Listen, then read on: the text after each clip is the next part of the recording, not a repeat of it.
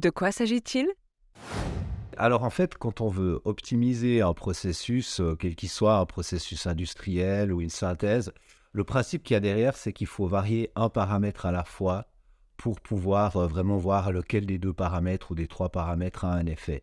Alors je vais donner un exemple concret, hein. On imagine par exemple une synthèse en chimie où le but c'est d'avoir le meilleur rendement possible.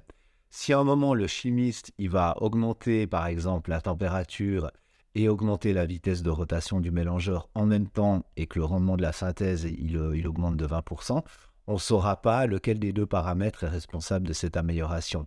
Donc le principe qu'il y a derrière le plan d'expérience, c'est qu'en fait on modifie un paramètre à la fois en bloquant l'autre, comme ça on sait lequel est efficace. Dans l'exemple que je viens de citer, il faudrait par exemple une expérience avec vitesse basse, température basse, une avec vitesse haute, température haute, et une avec vitesse haute et température basse, et une avec l'inverse.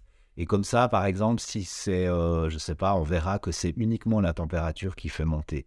Donc c'est le principe qu'il y a derrière le plan d'expérience. Après, bien sûr, c'est beaucoup plus complexe. On peut travailler avec 7-6 paramètres et puis on peut screener en fait et déterminer lesquels ont un impact et quelle est peut-être la valeur optimale de chaque paramètre pour avoir un résultat qui soit le plus efficace possible. Pourquoi est-ce important?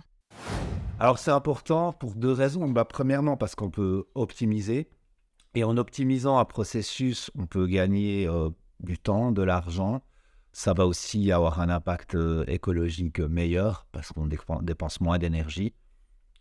Et puis, c'est même dans le principe en lui-même, le fait de screener en faisant uniquement deux niveaux et puis en essayant toutes les possibilités, ça fait gagner beaucoup de temps par rapport à des essais qui sont faits au petit bonheur la chance.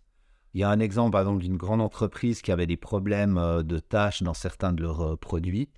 Ils ne trouvaient pas la raison. Avec le plan d'expérience, en 2 semaines, ils ont trouvé la cause. Donc là, ils ont gagné un temps énorme. À qui s'adresse cette formation? Alors, à toute personne qui a des processus à optimiser, ça peut être des processus de service. Donc même, par exemple, un centre de formation pourrait voir quels sont les facteurs qui augmentent le taux de satisfaction. Ça peut être des chefs de fabrication, ça peut être des chefs de projet, par exemple dans l'industrie des plastiques, dans l'industrie horlogère. C'est vrai que dans un canton très technique comme le canton de Neuchâtel, je pense qu'il y a un grand public.